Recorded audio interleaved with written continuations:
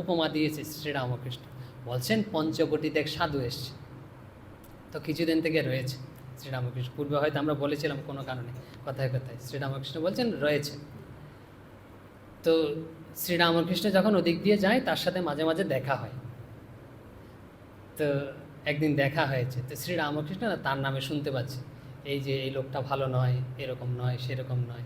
তো শ্রীরামকৃষ্ণ যখন দেখা হয়েছে স্বাভাবিক বলছে, বলছে কী গো, এই যে তোমার নামে এসব শুনতে পাচ্ছি, এসব বিষয় এগুলো।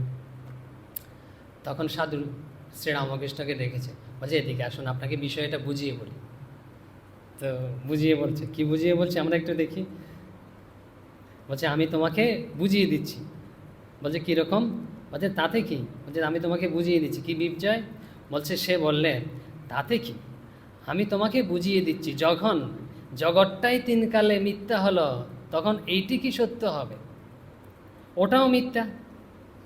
বলছেন এই যে ব্রহ্মসত্য জগৎ মিথ্যা, জগৎটা তো তিনকালে মিথ্যাই নেই, তো ওখানে যে তুমি আমার নামে শুনছ আমি খারাপ, এটাও এরকম মিথ্যা, এটা ঠিক নয়। তো দেখুন কীরকম।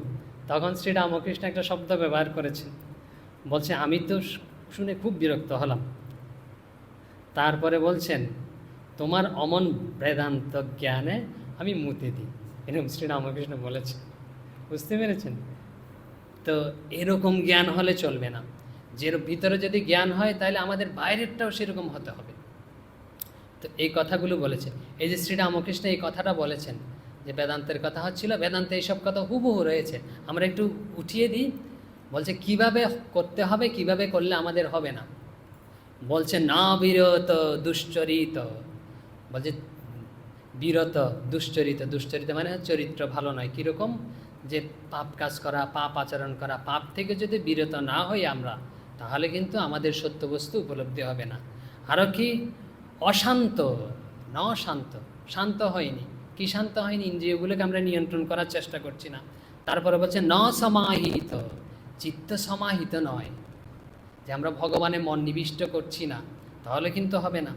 বলছে ন শান্ত মনস, ফলের আকাঙ্ক্ষা আছে খুব ভিতরে, যে এটা চাই সেটা চাই, তাহলে কিন্তু হবে না। বলছেন ওয়াপি প্রজ্ঞানেন এনম প্রাপনিয়াত আপনিয়াত, বলছে এরকম জ্ঞানের দ্বারা না তাকে পাওয়া যাবে না, যে আমার বাইরের ইয়ে ঠিক নেই, এসব জ্ঞান এসব বিষয়ের দ্বারা তাকে পাওয়া যাবে না, সব কিছু ঠিক থাকতে হবে, তখনই তাকে পাওয়া যাবে। একদম শাস্ত্রের কথা শ্রীরামকৃষ্ণ স্বাভাবিক জীবনে গল্পের মধ্যে দিয়ে আমাদের শিখিয়েছে। এখন বলছেন আমরা কাকে